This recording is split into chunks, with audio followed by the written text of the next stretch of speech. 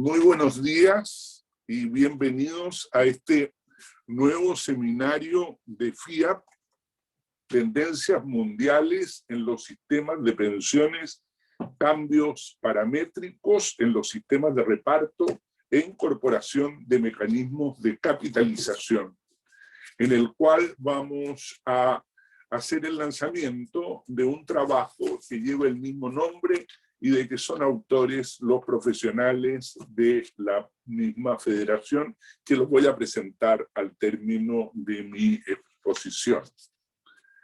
Hace algún tiempo atrás hicimos un seminario respecto de la reversión de los sistemas de pensiones, desmintiendo una tendencia que se estaba haciendo bastante común, en que se señalaba que los sistemas se estaban revirtiendo desde capitalización hacia sistemas de reparto, en circunstancia de que la tendencia es exactamente la contraria. Entonces allí sosteníamos que estábamos navegando contra la corriente y desmentimos con cifras muy agregadas esa situación, mostrando exactamente lo contrario, cómo los sistemas de reparto estaban incumpliendo su obligación de otorgar beneficios definidos y estaban, por otra parte, incorporando mecanismos de capitalización para hacerse más sostenibles. Al parecer, la tendencia no ha cesado por razones ideológicas, por razones también de mucho populismo, y vemos que lejos de buscarse un mejoramiento de las pensiones, el debate público se ha centrado en debilitar los sistemas de capitalización individual que requieren de adjuntar mayores recursos, e incluso hoy día hay una cierta orientación a disminuir los fondos mediante retiros que desmienten el objetivo central que tienen los fondos de pensiones, y ya tenemos en Chile en trámite un tercer retiro de los fondos de pensiones, y para qué decir la situación que existe en Perú respecto de esa materia. Pues bien, yo quiero señalarte con esto de que esas cifras las vimos agregadas de aquellos países que estaban estableciendo mecanismos de capitalización y los que estaban haciendo cambios paramétricos con el objeto de hacer más sostenibles los sistemas de reparto. Bueno, hoy, y este trabajo, ese es su mérito, y esa es la investigación que se ha hecho y de la que vamos a informar hoy día. Este trabajo ya, lejos de mostrar cifras agregadas, vamos por cada país mostrando cuáles han sido los cambios paramétricos que han hecho esos países en términos de mejorar, aumentar la edad para jubilar, subir el monto de la cotización y disminuir los beneficios que otorga. Vamos a mostrar también todo esto como resultado de la crisis de los sistemas de reparto, que no son suficientes para financiar las pensiones y que se ve agravado también por el hecho de que tenemos un 54% de informalidad en nuestras economías. Entonces, vamos a ver eso y vamos a ver también el impacto que han tenido en el endeudamiento público de estos países para hacer más sostenibles los sistemas de pensiones. Vamos a la otra. Rodrigo. Bien. Muchos países que tienen sistemas de reparto lo mantienen porque no pudieron hacer frente al gasto que significaba la transición entre un sistema de reparto y un sistema de capitalización, que, como ustedes comprenden, durante toda esa transición es el Estado con deuda pública el que se debe hacer cargo del pago de las pensiones de aquellos trabajadores, de aquellos pensionados, ya que los trabajadores activos no están financiando el sistema para pagar sus pensiones. Por lo tanto, ese periodo de transición implica un gasto muy elevado y debe hacerse cargo el Estado. A eso se suma la llamada deuda previsional implícita, que es llevar a valor presente las obligaciones que tienen los gobiernos para pagar pensiones a todos los trabajadores y pensionados. Esa deuda, como muestra este gráfico, esa deuda previsional implícita, en algunos casos supera con varias veces el Producto Interno Bruto de los países. Y podemos ver ahí que en el caso de Grecia llega a casi 9 veces el Producto Interno Bruto. En el caso de Brasil, 5 veces. En el caso de Portugal también casi 5 veces. 4 veces en Irlanda. En Italia es 3,6. En Uruguay es 3 veces. En España sobre 2 veces y media. En Nicaragua 2,2. Costa Rica 2. Bolivia 1,1. Argentina 1,1. Ecuador 1. O sea, estamos hablando de cifras que no hacen posible ser pagadas. Eso da cuenta de que los sistemas de reparto no van a ser capaces de cumplir en el futuro con su promesa de pagar beneficios definidos a quienes han ahorrado durante toda su vida. Entonces, vamos a la siguiente. Entonces, frente a esta situación, ¿qué es lo que los países han hecho?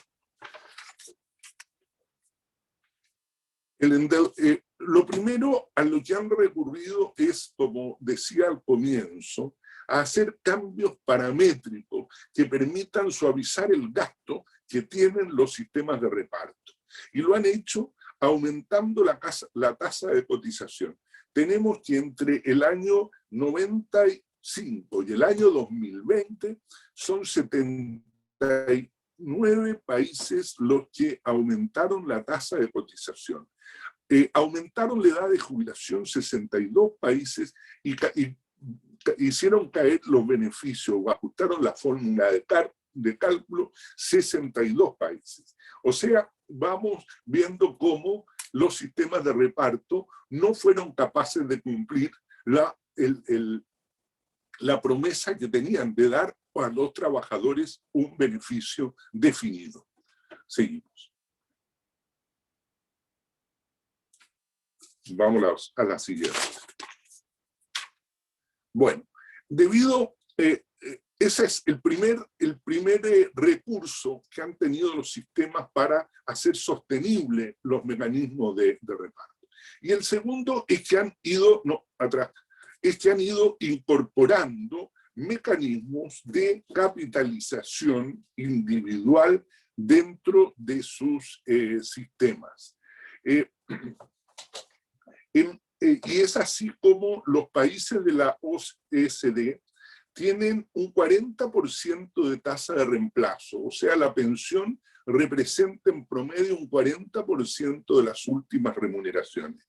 Sin embargo, si se agrega a esa pensión lo que se está financiando por la vía de capitalización individual que se ha incorporado, esa tasa de reemplazo sube de 40 a 55% del promedio de las remuneraciones, de las últimas remuneraciones. Hay una cantidad cada vez mayor de países desarrollados que han incorporado estos mecanismos y son justamente los que ocupan los principales puestos en el ranking de Mercer como los sistemas de pensiones más completos. Aquí podemos ver, por ejemplo, la tasa de reemplazo bruto que recibe una persona que gana el salario promedio del país respectivo. Miremos el gráfico y vemos cómo en Finlandia es el 57% y se financia con el sistema obligatorio público. En Suecia es el 54% y ya tiene incorporado un sistema obligatorio privado de capitalización. En el caso de Nueva Zelanda es 57% y tiene incorporado 18% de capitalización voluntaria. En el caso de Estados Unidos, el 70% y un 31% es financiado por capitalización. Es destacable acá el caso de los Países Bajos, de Holanda, en el cual la tasa de reemplazo es 71% y el 42% está financiada por ahorro obligatorio privado, o sea, con capitalización. Y en el caso de Dinamarca, y esto estoy hablando de las dos principales posiciones en el ranking de Mercer, en el caso de Dinamarca es 74% de tasa de reemplazo, 51% de eso está financiado con capitalización individual. Ahí en el gráfico se da cuenta completa de esta materia y cómo los países han ido paso a paso incorporando estos mecanismos de capitalización.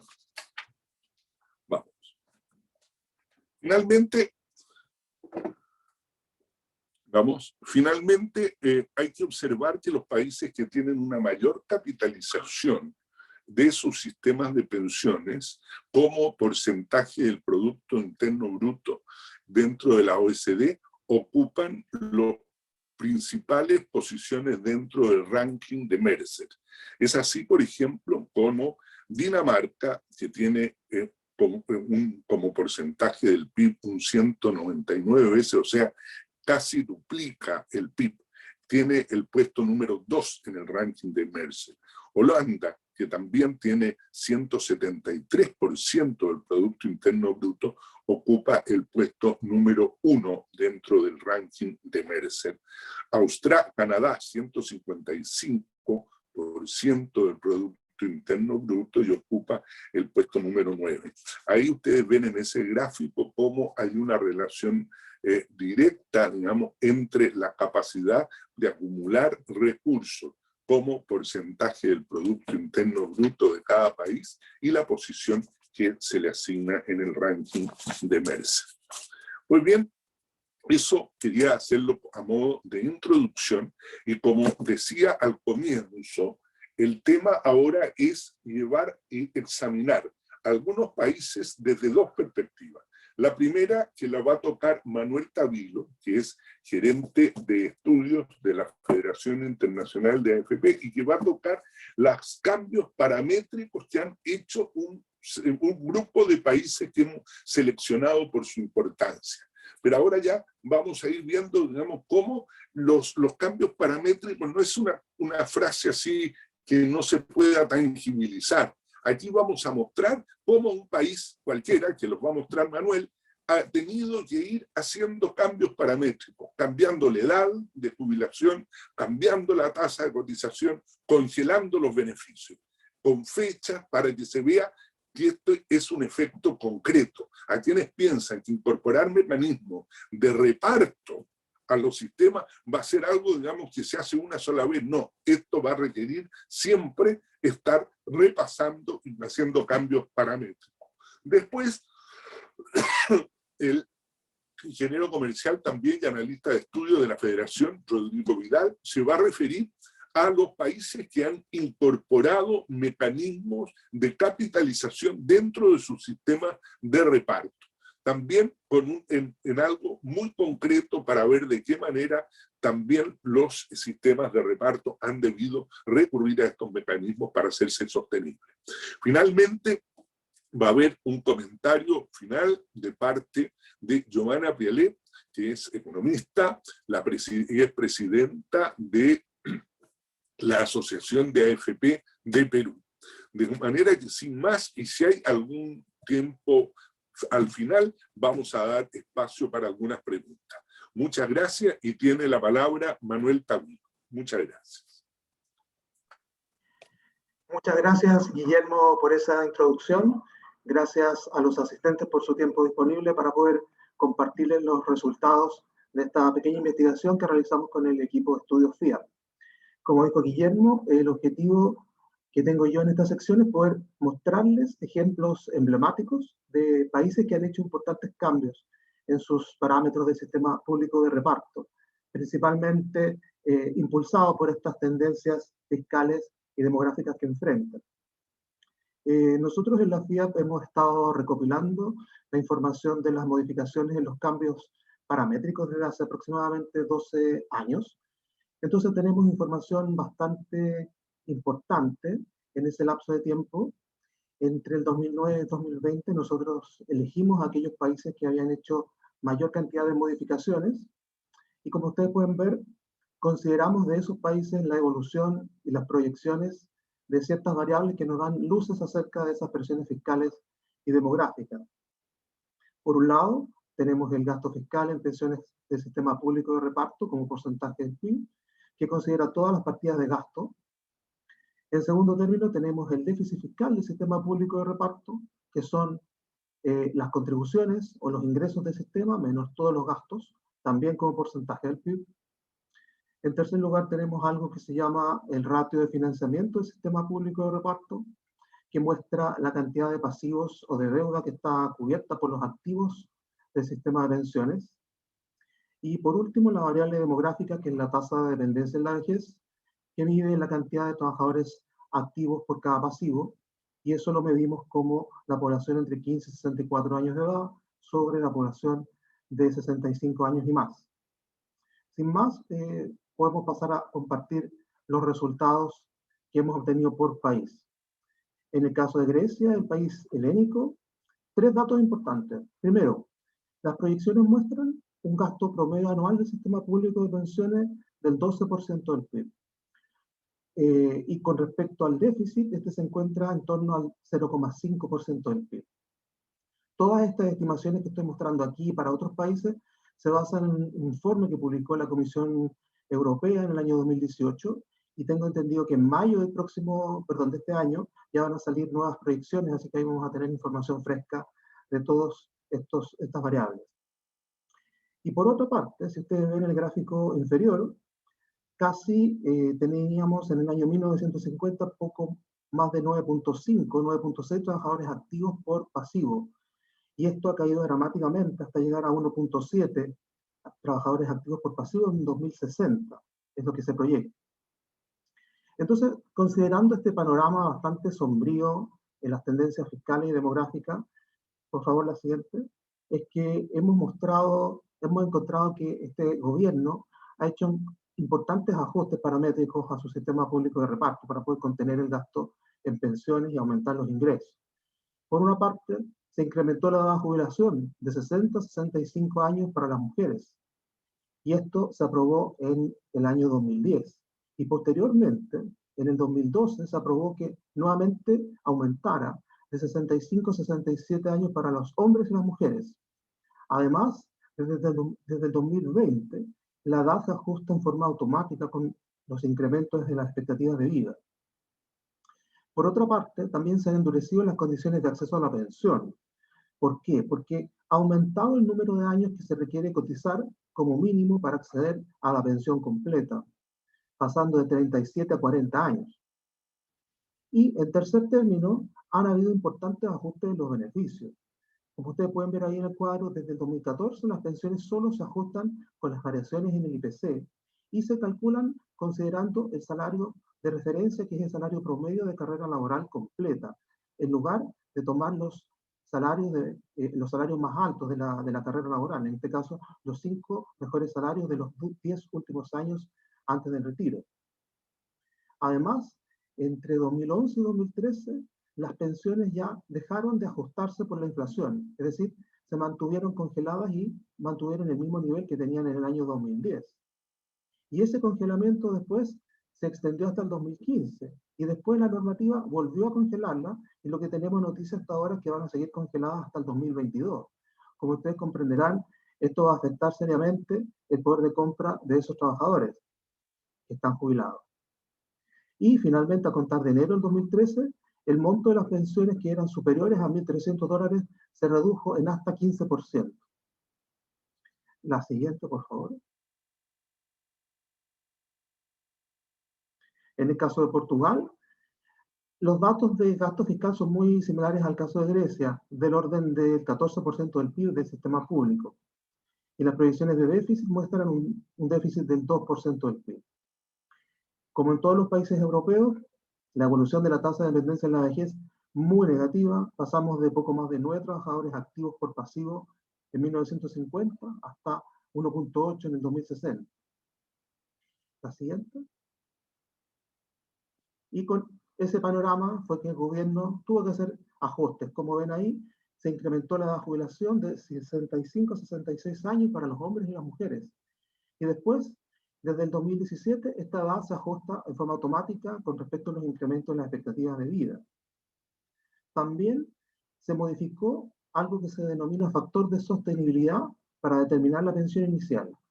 Si antes se consideraba la expectativa de vida del año 2006, ahora se considera una expectativa de vida más reciente, del año 2010, que ha influido en que la pensión inicial se reduzca en hasta un 12%.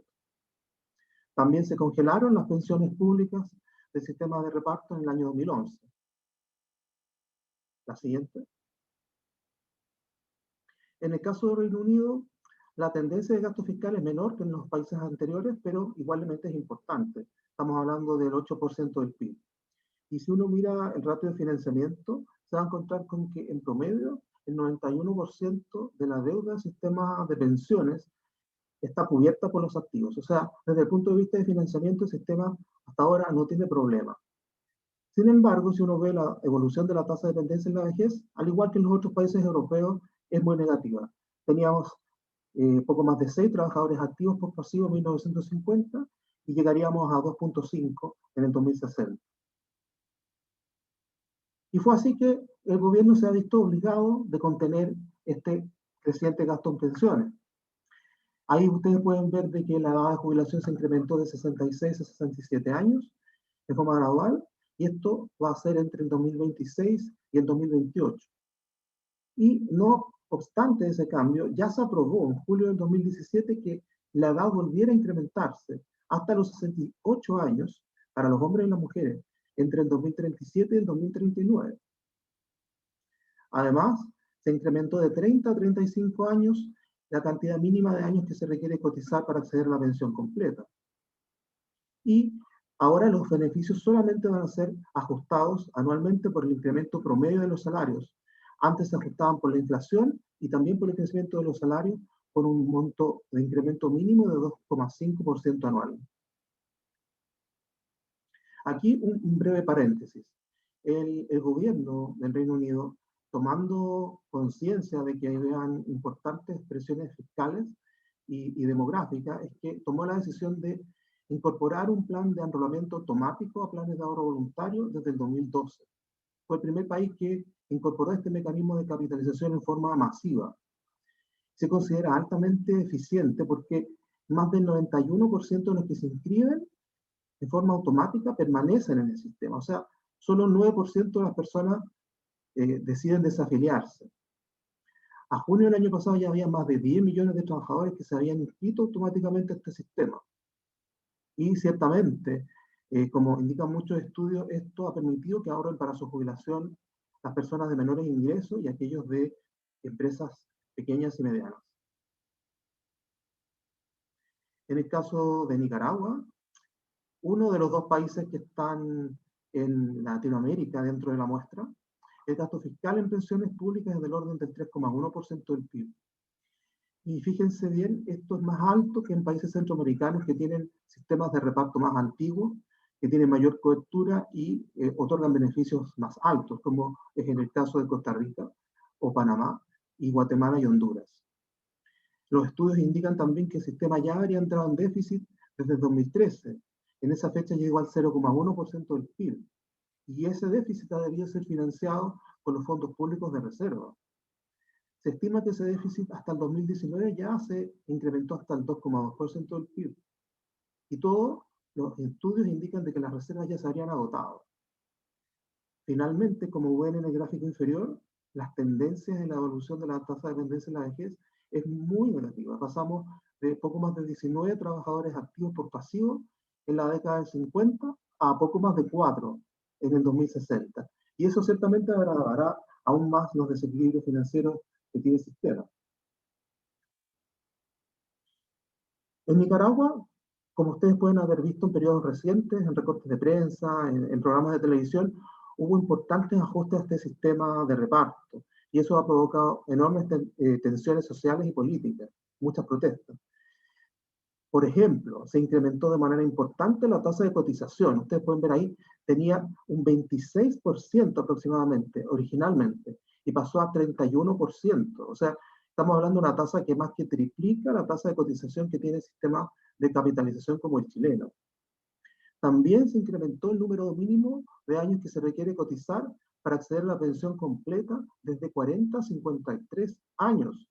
O sea, una persona ahora tiene que cotizar 13 años más de lo que lo hacía originalmente en este sistema para poder pensionarse. También la fórmula de cálculo de las pensiones es mucho menos generosa. Ahora la pensión se calcula como el 20% del salario promedio mensual del trabajador, más 1% por cada 52 semanas de cotizaciones que superen las 150. En tanto, antes de la reforma, esa pensión era el 37% del salario promedio. Todos estos cambios, se estima, implican una reducción de las pensiones de entre un 30 y un 40%. Además, la tasa de reemplazo de la pensión completa se redujo del 80 al 70%, y como un mecanismo de incrementar los ingresos del sistema, se eliminó el tope imponible. Es decir, todos los trabajadores tienen que contribuir de acuerdo a su salario completo. La siguiente, por favor.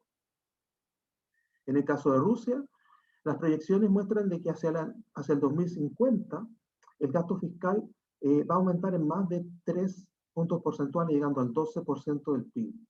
Y la evolución de la tasa de dependencia en la vejez es muy negativa, igual que en los otros países. Casi 14 trabajadores activos teníamos en 1950 y llegaremos a tener 2.8 en el 2060. Y al igual que en el caso de Nicaragua, frente a esas tendencias, el gobierno tuvo que verse obligado a incrementar la tasa de cotización, fíjense bien, del 26 al 34%. Enorme. También se incrementó la edad de jubilación de 60 a 65 años de edad para los hombres y de 55 a 60 para las mujeres. También se congelaron los ajustes en las pensiones de acuerdo a la inflación a contar del 2016, y eso sigue vigente hasta la fecha. Y además, ahora se tienen que cotizar como mínimo 15 años en vez de 6 para acceder a una pensión completa. En el caso de Italia, este tiene uno de los gastos más altos en pensiones públicas de los países europeos, del orden del 17% del PIB. Y el déficit fiscal es tremendo, del 5,9% del PIB en promedio. La evolución de la tasa de dependencia, muy negativa. Teníamos poco más de 8 trabajadores activos por pasivo en la década de 50 y pasaríamos a 1.7 en el 2060. Y esto ha implicado, evidentemente, cambios. ¿Qué tipo de cambios? La edad de jubilación se incrementó de 61 a 65 años, fíjense bien, de una sola vez para las mujeres del sector público, igualando así la edad de jubilación de los hombres del sector público y privado. No contento con ello, después en el 2012 se incrementó la edad nuevamente hasta 66 años en el caso de los hombres y de 60 a 62 para las mujeres, en todos los sectores. Desde 2013, además, esta edad se ajusta en forma automática con respecto a los incrementos de las expectativas de vida. Todo esto hace pensar de que hacia el 2050 la edad de jubilación va a llegar a 69 años y 9 meses, una de las más altas de la Unión Europea. Además, cambió la fórmula de cálculo de las pensiones de antigüedad, o lo que nosotros conocemos como pensiones anticipadas. Desde el 2012, las pensiones anticipadas solo están disponibles para aquellos hombres que cotizaron al menos durante 42 años y un mes, y para las mujeres que cotizaron durante al menos 41 años y un mes. Antes, estaban disponibles para aquellos que tenían 62 años de edad y habían cotizado durante al menos 35 años, o para aquellos que, independientemente de su edad, habían cotizado por 40 años. También se congelaron las pensiones que eran superiores a $1.825 entre el 2012 y el 2013. En el caso de Francia, el gasto fiscal es del orden del 15% del PIB y las proyecciones muestran un déficit del 2,8% del PIB. La evolución de la tasa de dependencia en la vejez, también muy negativa. Teníamos casi 6 trabajadores activos por pasivo en la década de 50 y pasaremos a 2.3 en el 2060.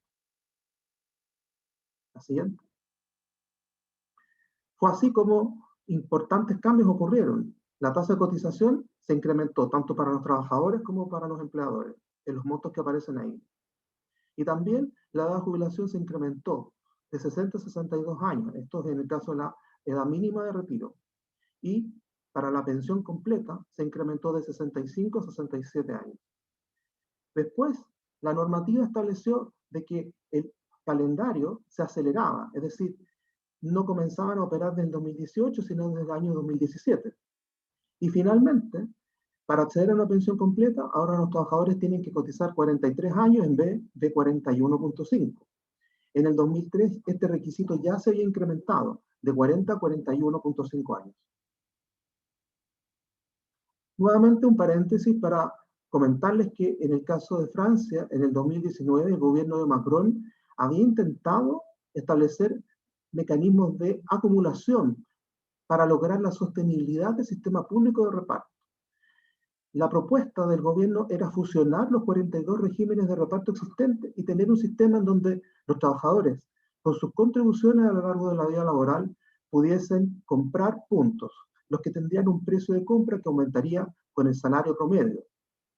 Entonces la idea era que una vez que alcanzara la edad de jubilación, los puntos acumulados le permitirían al trabajador calcular una pensión de forma tal que cada peso cotizado le otorgara los mismos derechos, sea cual sea su estatuto. Esto considerando que el sistema estaba muy fragmentado. Finalmente, por distintos motivos, la reforma no se llevó a cabo, pero era un deseo del gobierno poder concretarlo.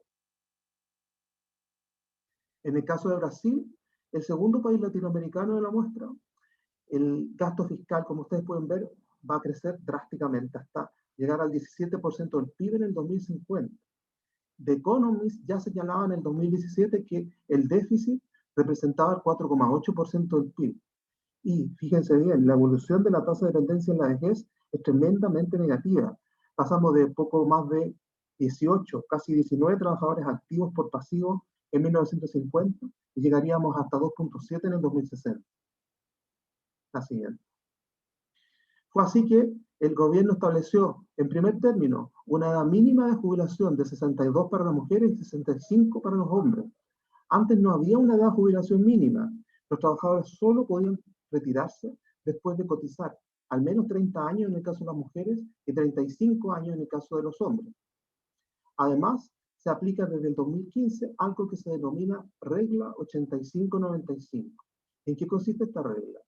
Básicamente que una persona que quiera jubilarse y obtener la pensión completa, la suma de su periodo de contribución y su edad debe sumar 85 puntos para el caso de las mujeres y 95 para el caso de los hombres.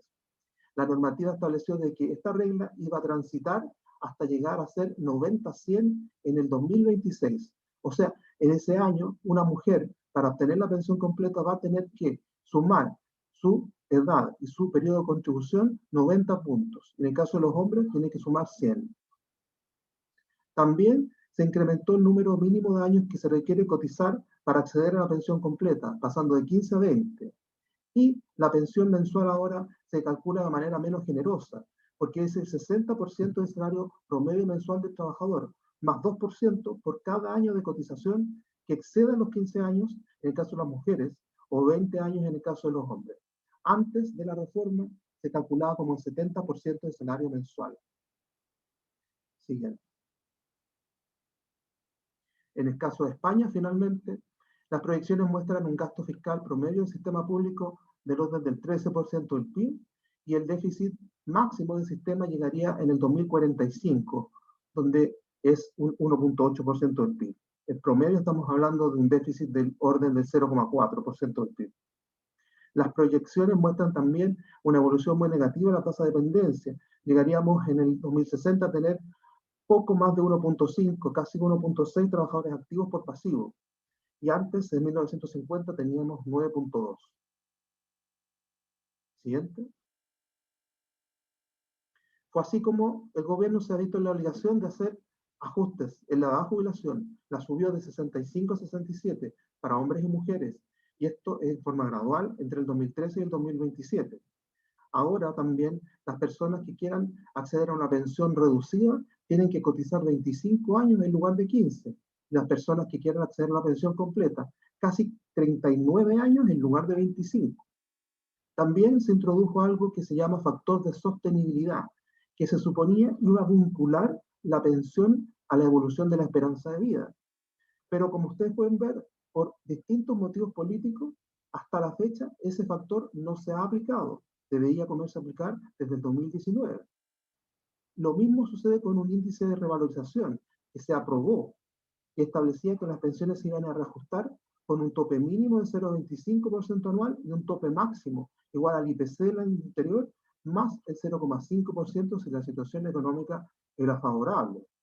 Pero por razones de orden política, las pensiones públicas en realidad se han reajustado en niveles superiores a lo que indica esta regla. En las siguientes láminas, que corresponden a Alemania y Noruega, me las voy a saltar en honor al tiempo, pero también porque las presiones de orden fiscal están menos exacerbadas que en el resto de los países europeos. Para pasar directamente a las conclusiones. En primer término, como ustedes pueden ver, no hay vuelta atrás en la insostenibilidad del sistema público de reparto. El envejecimiento, que está caracterizado por las mayores expectativas de vida y las menores tasas de natalidad, junto con las nuevas tendencias de los mercados laborales, caracterizados por una altísima informalidad, uberización del mercado, le llaman, hace que cada vez haya menos ingresos disponibles para financiar o cubrir el gasto público en pensiones. Y esto, por lo tanto, genera presiones fiscales que son inmanejables. En segundo término, para lidiar con esas presiones fiscales, los estados han tenido que, en forma sistemática, generar reformas paramétricas. Un cambio paramétrico en un momento del tiempo solo genera un alivio temporal. Y por lo tanto, esto hace que cada vez sean necesarios mayores cambios. A todas luces, cada vez mayores cambios a lo largo del tiempo no pueden ser sostenibles.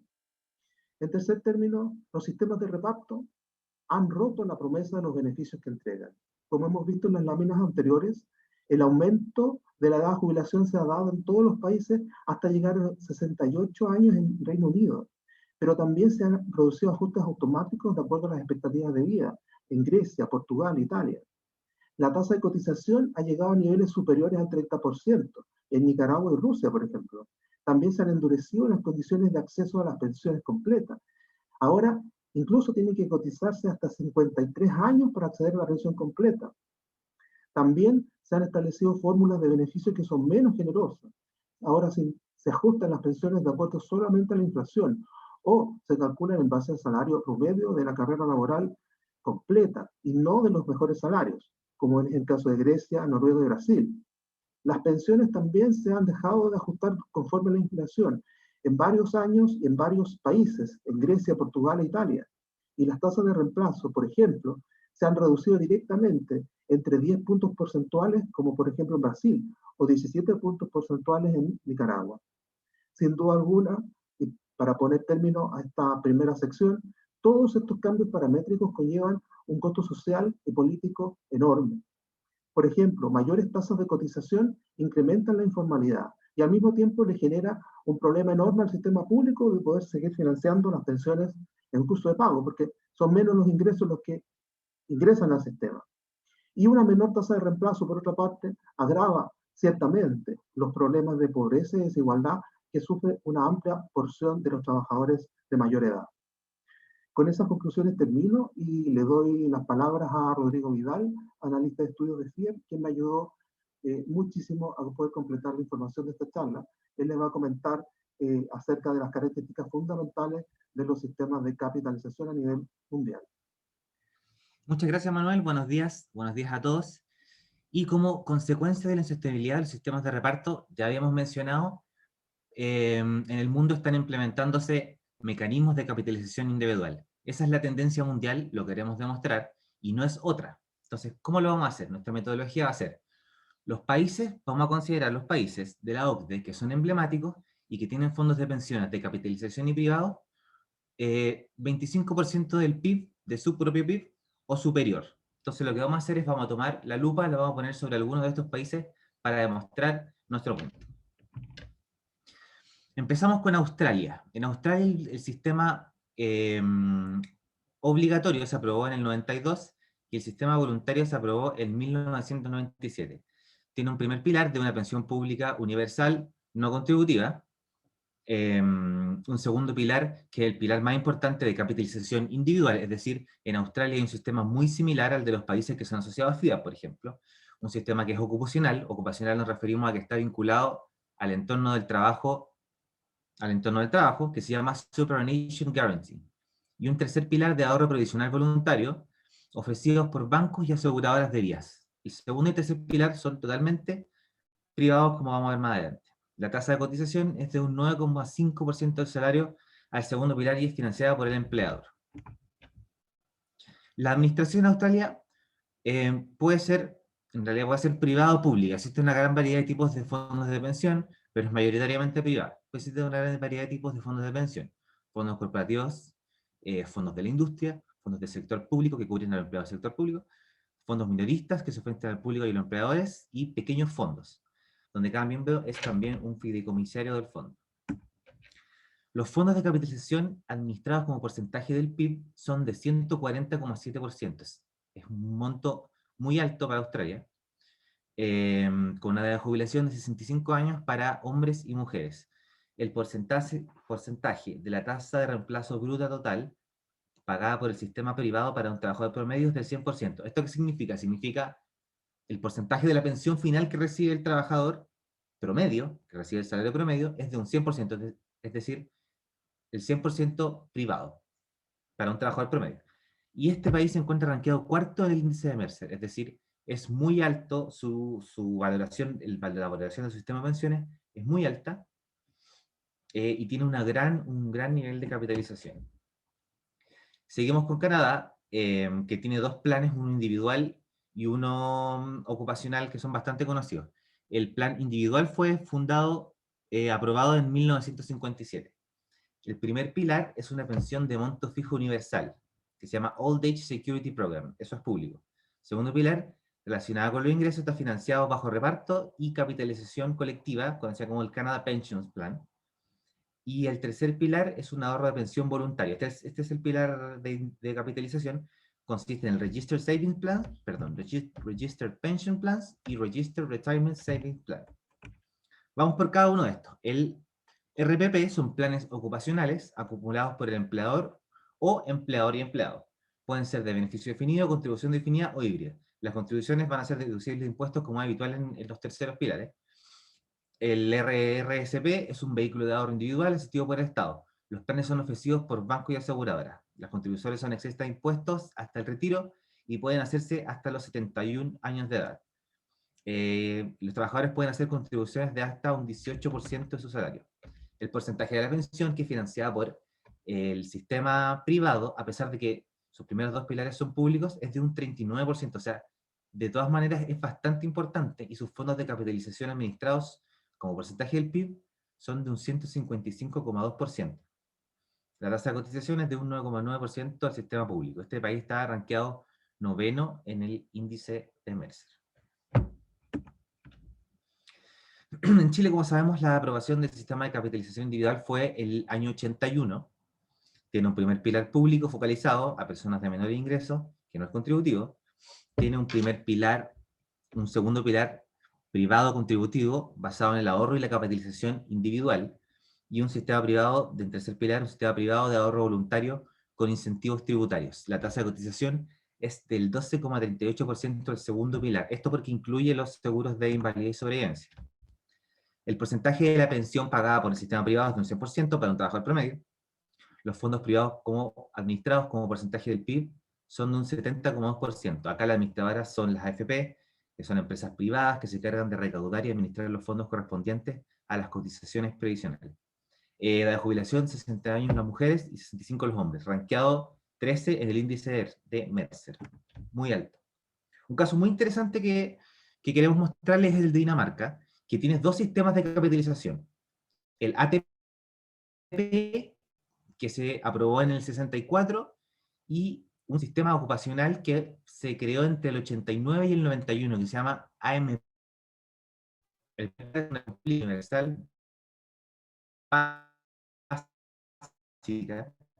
y un beneficio complementario para pensionados de bajo ingreso. El segundo pilar, entonces destacar el ATP en el primer pilar, que es un plan de capitalización. Segundo pilar, esquemas ocupacionales privada de capitalización, junto con el primer pilar. Y en el tercer pilar, planes de pensiones complementarias totalmente voluntarias. La tasa de cotización a ATP, que es obligatorio, es un monto fijo, no es un porcentaje del sueldo, es un monto fijo que varía en función de las horas, y en el AMP la cotización a planes ocupacionales oscila entre un 10 y un 18% con un valor típico de un 12%. Los fondos de capitalización administrados como porcentaje del PIB son, como mostró don Guillermo Artur al comienzo de la presentación, muy altos, de un 198,6%, es decir, 2 veces su PIB. El ATP es de administración pública, el AMP es de administración privada, la jubilación es de 65 para hombres y mujeres, y aumentará a 67 entre el 2019 y el 2022, y a 68 en el 2030. El porcentaje de la pensión pagada por el sistema privado para un trabajador promedio es de casi un 70%, un 69%, muy alto, y este país con una alta capitalización tiene un ranking de 2, está segundo en el ranking de índice de Mercer. En el caso de Israel también es muy interesante. En la segunda mitad de la década de los 90 estableció que el sistema de pensiones ocupacionales sería de contribución definida. En el 2018 y en el 2017 la cotización de este sistema pasó a ser obligatorio para los trabajadores dependientes e independientes respectivamente. Es decir, para los dependientes se hizo obligatorio el 2008, para los independientes se hizo obligatorio el 2017. Su esquema tiene dos componentes principales, uno público y uno privado. Existen 3 instrumentos de ahorro para la inversión: los fondos de previsión, las administradoras de seguro y los fondos de pensiones. La tasa de cotización al sistema público no es fija, varía en base a la naturaleza del ingreso, si es trabajador dependiente, independiente, pero va de 3,5 a 17,8%. Al sistema privado la tasa de cotización es del 12,5%, es bastante alta. El porcentaje de la pensión pagada por el sistema privado es del 72%, también muy alto, y los fondos de capitalización administrados como porcentaje del PIB son de un 57,4%. La edad de jubilación es de 62 para las mujeres y 67 para los hombres, y este país está rankeado tercero en el índice de Mercer, o sea, también muy bien rankeado. Países Bajos tiene un primer pilar que se llama General Old Age Pensions Act, pagado a todos quienes cumplen con la edad legal, financiado con impuestos. Un segundo pilar de pensiones ocupacionales privadas voluntarias, pero que este pilar en realidad se acumula en la gran mayoría del país, tiene una cobertura de hecho de un 90%, un poco más de un 90%, y el Ministerio de Asuntos Sociales y Empleo de Países Bajos puede declarar algunas industrias obligatorias, por lo tanto, no es totalmente voluntario dependiendo de la industria, puede ser obligatorio. Puede ser de beneficio definido o contribución definida, y existen ciertas transferencias intergeneracionales, pero es un pilar principalmente de capitalización. Tercer pilar ofrece productos bancarios de seguro individuales con beneficios tributarios. Esto es más importante para las personas que no accedieron al segundo pilar, como por ejemplo trabajadores independientes. Este naturalmente es un pilar de capitalización individual. Un paréntesis muy importante: en Países Bajos se anunció una reforma que se anunció una reforma al sistema de pensiones que introduce cuentas individuales, contribuciones definidas, fondos de pensiones de ciclo de vida, fin a las pensiones garantizadas y objetivo de tasa de reemplazo de 75% del salario promedio tras 40 años de servicio. Se espera que entre en vigor en el 2022. Entonces, Países Bajos tiene una reforma que lo va a mover aún más hacia la capitalización individual. Adelantamos que Países Bajos está ranking 1 en el índice de Mercer. Y estos países se están moviendo hacia la capitalización individual. Los fondos de capitalización administrados como porcentaje del PIB son de un 173,3%, o sea, ya es inmenso. La tasa de cotización es de 18% del sistema público, y a los ocupacionales depende del fondo, pero valores típicos del 7,7% por parte del empleado y 14,8% por parte del empleador.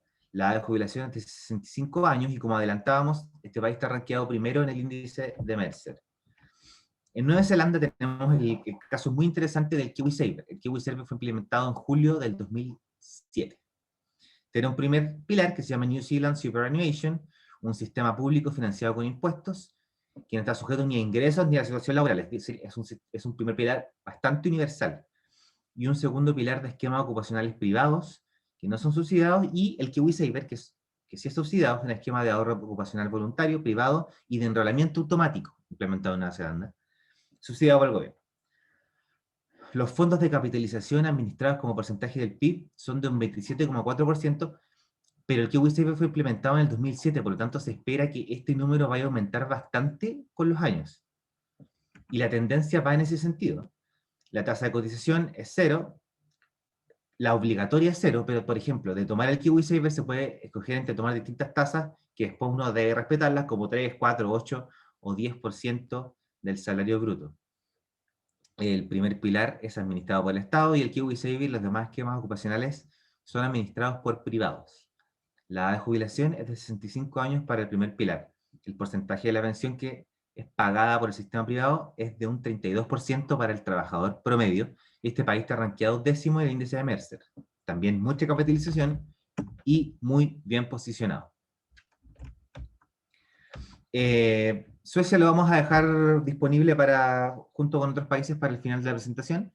El Reino Unido, la fecha de aprobación del sistema de capitalización individual fue en el año 2008. El primer pilar es el Pension Credit, que es la conocida Pension Credit a los mayores de 65 años y de bajos ingresos. Un segundo pilar en el que conviven dos sistemas: un sistema público de contribuciones definidas y un sistema privado de pensiones ocupacionales de contribuciones definidas y de beneficios definidos, con enrolamiento automático, es administrado por Nest. El tercer pilar es complementario y de ahorro voluntario. Las entidades administradoras en el sistema privado de pensiones ocupacionales, los planes de pensiones pueden ser ofrecidos y administrados por distintas entidades: aseguradoras de vida, cajas de ahorro, bancos, sociedades de inversión inmobiliaria. Respecto del esquema de autoenrolamiento, que es el más importante que nos gusta revisar, el esquema Nest es administrado por la corporación Nest, que es un organismo efectivamente es público. La tasa de cotización desde abril del 2019 mínima es del 8% al sistema privado, al enrolamiento automático. La edad de jubilación de 65 años al Pension Credit para hombres y mujeres. Los fondos de capitalización administrados como porcentaje del PIB son de 104,5%, y el porcentaje de la pensión pagada por el sistema privado es de un 57%, también es bastante alto, y está rankeado 15º en el índice de Mercer. En Estados Unidos tenemos, entre otros planes, el conocido 401k. Este fue aprobado en 1996. ¿Qué tipo de esquema es? Es un sistema público, tiene un sistema público de vejez, sobrevivencia en validez, financiado principalmente bajo reparto. Este es el conocido Social Security. Y un sistema privado voluntario con planes de contribución definida, beneficio definido e híbrido. Los de contribución definida han dominado el último año. Algunos ejemplos de estos son el mencionado 401k, que es un plan ocupacional, y el IRA, que es un plan personal. Vamos al detalle. 401k es un plan ocupacional que permite a empleados y empleadores hacer contribuciones con impuestos diferidos al plan de pensiones, y el IRA es un plan individual que da la opción a empleadores con menos de 100 empleados de contribuir a la pensión de sus empleados con un método simplificado. Cualquier persona con ingresos del trabajo califica para una cuenta de este tipo. En ese sentido son más flexibles. El porcentaje de la pensión pagada por el sistema privado es de un 44%.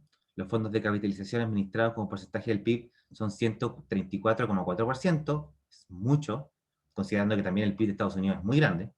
La tasa de cotización es de un 12,4% de la seguridad social. La de jubilación al sistema público es de 62,67, con aumento en los beneficios al postergar la jubilación. Los planes de pensión privados pueden ser ofrecidos por empleadores, sindicatos o empresas aseguradoras. Este país está rankeado 18 en el índice de Mercer. Islandia, Suiza y Suecia los vamos a enviar esta presentación, la vamos a dejar disponible para que revisen, pero por temas de tiempo no las vamos a revisar ahora. Conclusiones, 4 conclusiones muy importantes. Los problemas de sostenibilidad de los sistemas de reparto en el mundo han llevado a la incorporación de mecanismos de capitalización individual o de capitalización a una gran cantidad de países.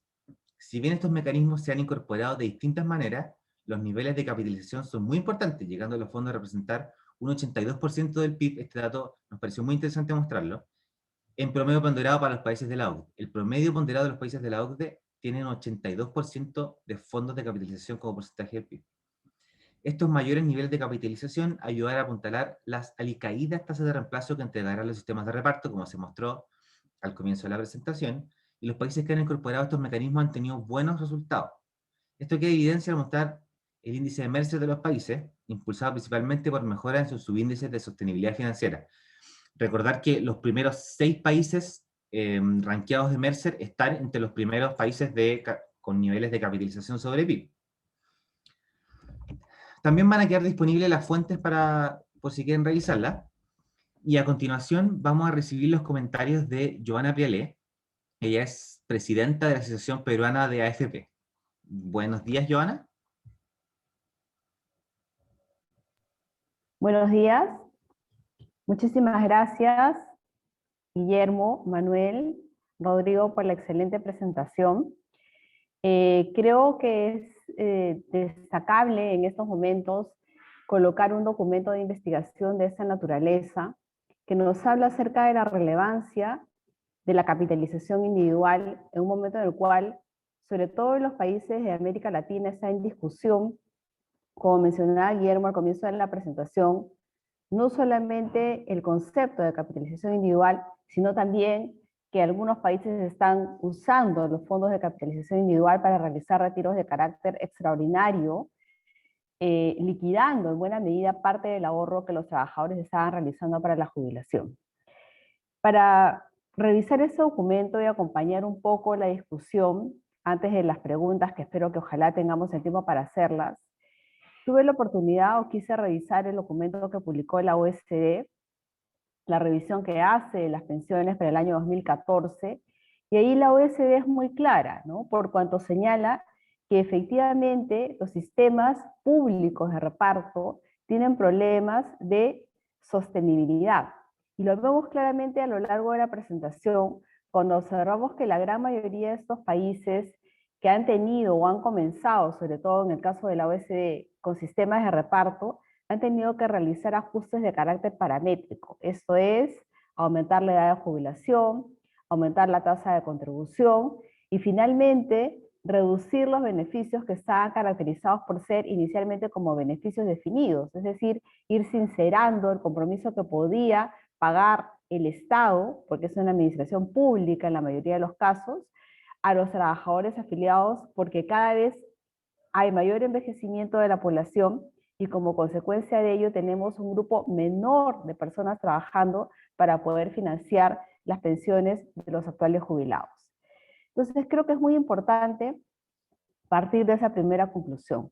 Los sistemas de reparto son financieramente no sostenibles en el tiempo, traen como consecuencia incremento de las variables paramétricas y nos hacen repensar que los sistemas de beneficios definidos, como eran pensados antes los esquemas de reparto, es decir, yo me comprometo a pagarte una determinada pensión acorde con el número de años que tú hayas contribuido, por sí solos tienen serios problemas de solvencia, porque claramente resultan siendo insostenibles en el mediano plazo y traen como consecuencia incrementos, como ya hemos visto en la primera parte de la presentación, no solamente del déficit fiscal para poder aumentar o para poder pagar esas contribuciones, sino que generan un contingente, un pasivo, que es la deuda social. ¿Cuánto me va a costar a mí como país poder financiar esas pensiones en el futuro? Y en algunos casos resulta claramente insostenible. De manera tal que es muy importante tener en consideración dos variables fundamentales. La población a nivel mundial tiene tasas de envejecimiento significativas.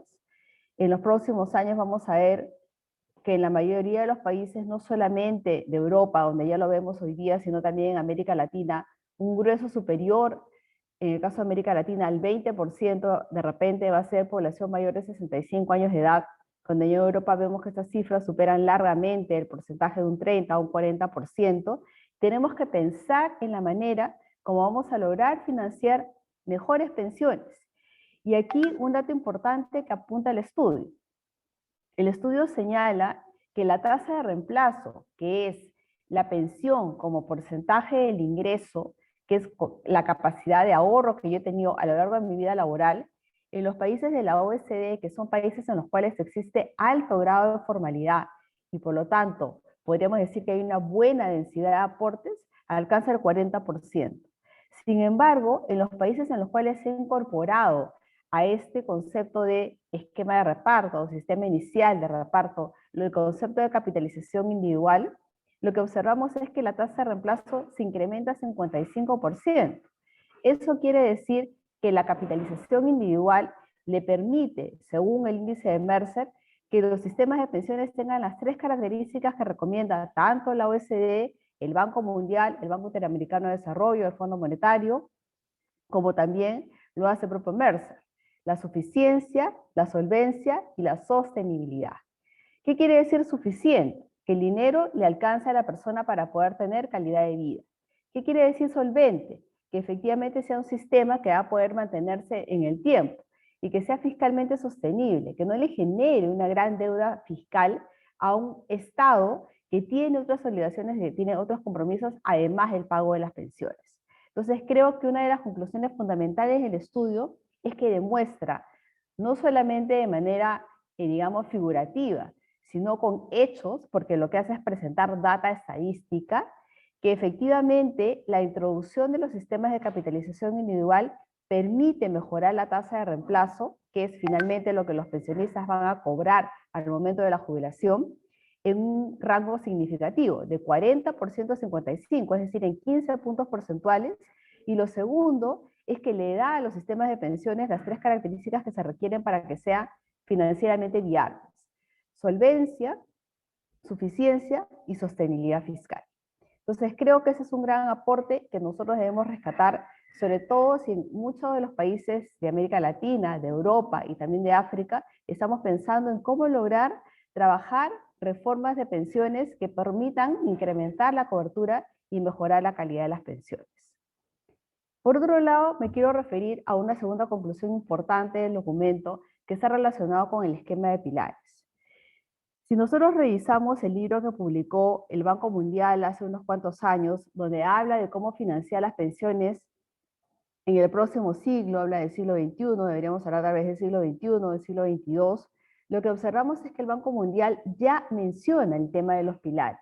¿Y por qué lo hace? Porque al establecer que nosotros tenemos mercados laborales en muchas partes del mundo precarios, incluyendo que en Europa se han incrementado esquemas de trabajo mucho más vinculados a las plataformas digitales, en los cuales no existe un empleador específico de tipo Uber, tipo Rappi, etc., lo que estamos observando es que efectivamente se requiere un sistema establecido o caracterizado en pilares que le permita a la población tener acceso a una cobertura pensionaria que evite 2 cosas: pobreza en la vejez para la población vulnerable, y que permita tener calidad de vida para la población que sí tiene capacidad de ahorro, pero que necesita un vehículo, que es el de la capitalización individual, para poder contar con los ingresos adecuados al momento de la jubilación. Y el Banco Mundial, en esa recapitulación de experiencias que realiza a lo largo de varios países, concluye que si bien el pilar 1, que es este pilar de evitar la pobreza en la vejez, puede ser administrado de distintas maneras, y una de ellas puede ser la administración pública, financiada probablemente a través de impuestos, coinciden que es fundamental que haya una relación entre los aportes que realiza el trabajador y la pensión básica o la pensión mínima que recibe al momento de la jubilación. De lo contrario, se generan incentivos para la evasión al momento de la contribución que van en contra de la constitución de un buen sistema pensionario. Y eso sirve de base para pensar en el pilar 2.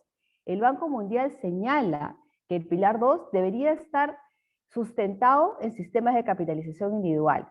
Debería ser de carácter obligatorio, debería estar relacionado fundamentalmente con la participación de gestores privados, como ocurre hoy día en muchos países de América Latina y como ocurre también en el caso de los países de la OECD, porque eso le permite al individuo tener libertad de elección, le permite a sí mismo tener mayor competencia y le permite tener la capitalización individual, que es una herramienta que logra o permite que el dinero que el trabajador deposita en una cuenta individual no solamente sea suya, sino que crezca en el tiempo producto de la capitalización, producto de la tasa de interés compuesta. Entonces, creo que es importantísimo la referencia que hace este documento, que logra comprobar que efectivamente en la práctica tener una estructura de pilares garantiza que los sistemas de pensiones sean mucho más duros, mucho más sostenibles a vaivenes que se puedan dar en el tiempo, como por ejemplo el vaivén que estamos atravesando hoy día tan fuerte, que es el de la crisis de la pandemia del COVID-19. Entonces, el Banco Mundial, al igual que ese documento, establece conclusiones importantes en el esquema de pilares. El esquema de pilares debe ser lo suficientemente atractivo, y por eso la importancia de la capitalización individual, para que el trabajador tenga incentivos para poder realizar aportes a lo largo de su vida laboral, en un esquema basado principalmente en la mayor competencia entre los actores, en la libertad de elección y además en la posibilidad de mitigar el riesgo de longevidad, que es un tema muy importante. Si en la primera parte nosotros hemos hablado que el envejecimiento de la población trae como consecuencia que los sistemas de reparto sean insostenibles desde el punto de vista fiscal y genera la necesidad de generar mayor ahorro a través de la capitalización individual, este segundo punto nos dice, necesitamos anclar la capitalización individual como una herramienta fundamental para que los trabajadores, independientemente de su condición laboral, es decir, que el trabajador sea un trabajador dependiente, o sea un trabajador independiente, o sea un trabajador informal, tenga los incentivos que ya la economía del comportamiento nos menciona para poder realizar aportes a su cuenta de capitalización individual. Y para eso es fundamental la conexión que existe entre el esfuerzo del trabajador por ahorrar y cómo ve que la cuenta de capitalización individual va creciendo en el tiempo producto de su esfuerzo y cómo le arroja al final, como hemos visto en esa presentación, una tasa de reemplazo que es 15 puntos mayor a la que se ofrecería si no existiese esa capitalización individual. Pero también es importante hacer mención a que el documento del Banco Mundial nos habla, igual que esa presentación, de contar con un tercer pilar. El tercer pilar, que básicamente se ha referido a aportes voluntarios y que seguramente lo hacen las personas que tienen mayor capacidad de generación de ingresos a lo largo de su vida laboral, genera una externalidad positiva en la economía, porque permite que la economía, es decir, los actores o los gestores de política pública, cuenten con inversionistas institucionales como los gestores de fondos que pueden invertir en instrumentos a largo plazo. Y esa inversión de instrumentos a largo plazo es básicamente infraestructura, reduce las brechas de desigualdad y trae como consecuencia la posibilidad de generación de mayor empleo.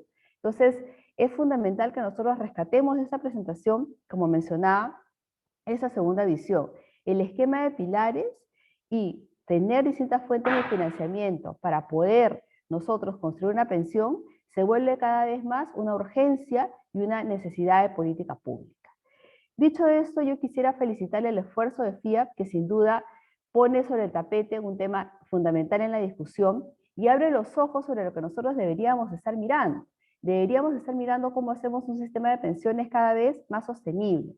Y eso supone que sea suficiente, es decir, que le alcance al trabajador para poder vivir, que sea solvente, es decir, que tenga la capacidad de que se pueda autofinanciar y que le permita mitigar el riesgo de longevidad a través de repente de esquemas como por ejemplo la renta vitalicia, que hace que el riesgo de la longevidad la asuma la compañía de seguros y que el trabajador pueda tener esa certeza o esa tranquilidad de que su dinero le va a permitir vivir hasta el día en que él fallezca. Con eso quisiera terminar mis conclusiones. Como ya he mencionado, creo que es muy oportuno ese documento de investigación, arroja información fundamental que nos habla del concepto de capitalización individual como esa herramienta que hace que el sistema de pensiones en los países de la OCDE y en el resto de países en los cuales las pensiones tienen una mayor cobertura, pueda ofrecer mejores tasas de reemplazo. Y en el caso de nuestros países, como por ejemplo Perú, Chile, México, Colombia, tenemos que mirar la forma como logramos impulsar reformas graduales, porque evidentemente tenemos urgencias de corto plazo, que nos permitan ir generando mayor cobertura, es decir, mayor inclusión, y ir trabajando en esquemas de repente de pensión mínima que permitan tener por lo menos la posibilidad de evitar pobreza en la vejez sin descuidar la capacidad de ahorro de la población de ingresos medianos y altos. Muchísimas gracias.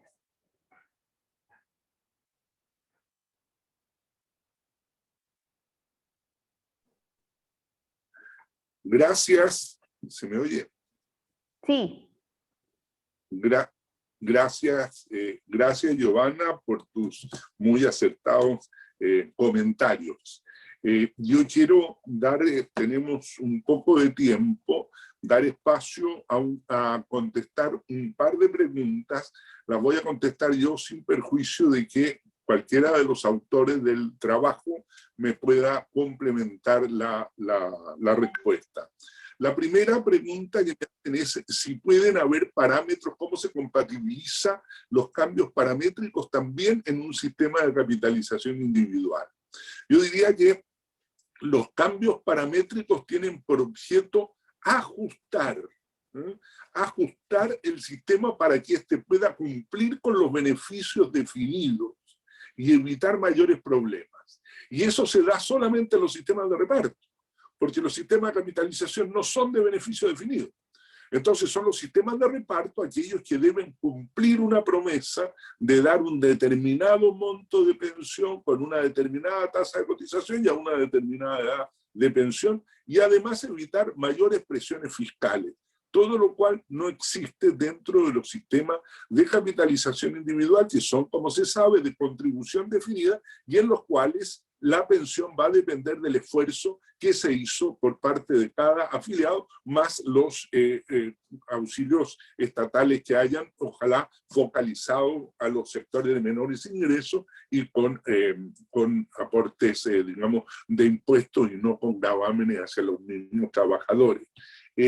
Ahora bien, dicho lo anterior, esto no significa de que no deba revisarse los sistemas de capitalización, porque evidentemente se necesita, para tener buenas pensiones, se necesita acumular más fondos. Y por lo tanto se necesita estar permanentemente revisando la tasa de cotización, revisando la edad de jubilación en la medida en que se deteriora los índices de formalidad o que crece la tasa de expectativa de vida. Por lo tanto, mi respuesta sería, no son propiamente cambios paramétricos, pero sin lugar a dudas en los sistemas de capitalización también hay que estar revisando algunos elementos que lo definen para que las pensiones respondan a aquellas expectativas que tienen los trabajadores. La segunda pregunta que se me hace es respecto de la reforma en México. ¿Cuál es la opinión nuestra y cuáles deberían ser las próximas reformas? Yo creo que México es el único país que con claridad ha respondido a la necesidad que tienen los sistemas de capitalización individual en el sentido de incrementar el monto de las cotizaciones. El monto de las cotizaciones en México era muy bajo, era un 6,5%, y ahora se incrementa hacia el 15% en forma gradual, lo cual no hace sino darnos a nosotros, digamos, una esperanza de que las cosas van a mejorar sustancialmente en el caso de los trabajadores mexicanos. Hay un problema respecto a la evaluación de la reforma, en que la forma en que se determinan las comisiones que cobran las AFORES en México es un promedio de las comisiones que cobra Colombia, Estados Unidos y Chile, que son sistemas muy disímiles y pueden desincentivar el proceso de inversión que se hace en esos países. Pero dicho lo anterior, creo que va muy orientada la reforma en México. Respecto de cuáles son las reformas que faltan, bueno, en los sistemas de capitalización creo que lo que falta se resume en una sola palabra, en incrementar el monto del ahorro de los trabajadores. ¿De qué forma? Incrementando la tasa de cotización, que es muy baja si se compara con la de los demás países de la OECD. Enseguida, fomentando el ahorro voluntario.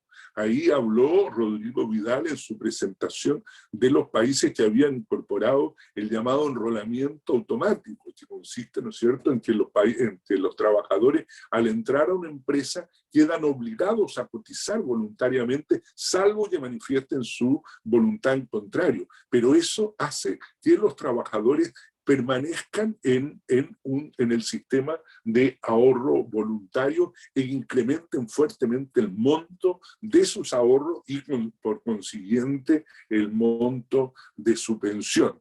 Bueno, hay otros temas menores, no menores, pero digamos ya más de detalle, pueden ser seguros, digamos, seguros de vida o seguros de longevidad, en fin. Pero creo que esa es la orientación.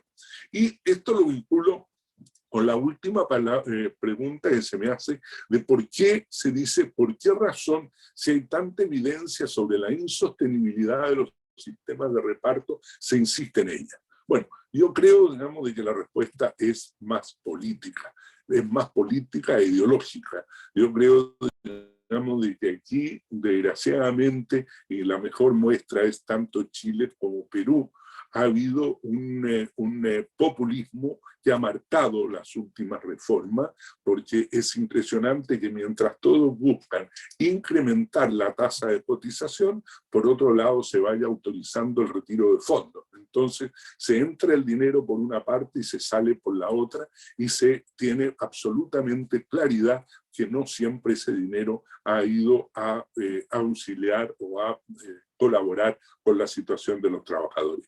Ahora, ¿por qué esto? Por razones, yo creo, ideológicas, por razones de populismo. Hemos visto, por ejemplo, y esto lo vimos en el trabajo anterior que hicimos sobre la reversión de los fondos, un trabajo que hizo un grupo pequeño de funcionarios de la OIT que pretendió hacerlo pasar como un trabajo de la OIT, que lo desmintió el propio director general de la OIT, según el cual había una tendencia a la reversión de los sistemas desde la capitalización al reparto. En circunstancias, como lo hemos visto hoy día con claridad, la tendencia es exactamente la contraria. O sea, son los sistemas de reparto los que están incorporando mecanismos de capitalización. Pues bien, este trabajo que ha hecho un gran perjuicio al desarrollo de nuestro sistema, dijo exactamente lo contrario, y citó como ejemplo el caso de Argentina, en que se revirtió por razones de que necesitaba esa plata el gobierno argentino, y eso no creo que debería ponerse como ejemplo, y citó también como caso el de Nicaragua, que ya lo vimos, la situación en que está, y el caso de Venezuela, que prefiero ahorrarme todo comentario. Además, esos dos países nunca hicieron reforma de capitalización, de manera que nada tenían que revertir. Por consiguiente, a mí me parece, digamos, de que ha habido un tema ideológico envuelto tratando de debilitar los sistemas de capitalización. Afortunadamente estos sistemas, en la medida, digamos, de que vayamos incrementando el ahorro, van a responder a las expectativas de los trabajadores, pagando mejores pensiones, y además van a seguir contribuyendo fuertemente al desarrollo económico de nuestros países. Yo no sé si los autores, Rodrigo o Manuel o Giovanna, tienen algo que agregar esto para después proceder al cierre. Gracias, Guillermo. Solamente comentar de que por la importancia que revisten todos estos cambios que están ocurriendo en los sistemas de pensiones, vamos a seguir trabajando en nuevas investigaciones y esperamos poder compartir ese conocimiento en próximos webinars con los asistentes que nos quieran acompañar.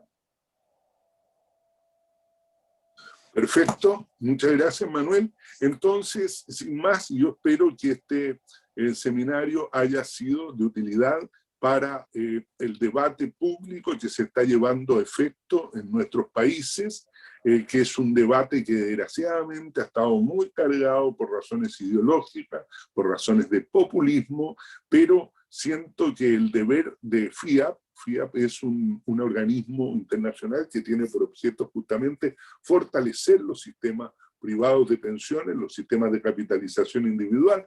Yo espero que esto sea una contribución a un debate serio para que podamos de esta manera contribuir a un mejoramiento de los sistemas de pensiones en un ambiente tan desafiante como este, en que las expectativas de vida están cada día más altas y por lo tanto nos plantea un esfuerzo cada vez mayor.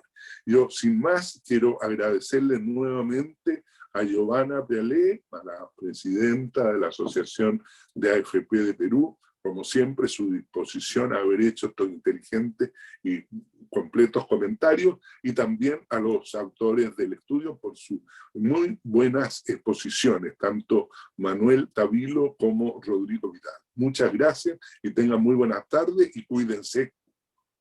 Gracias. Gracias, Guillermo. Gracias. Gracias, Giovanna. Gracias, Rodrigo. Gracias, cuídense. Hasta luego.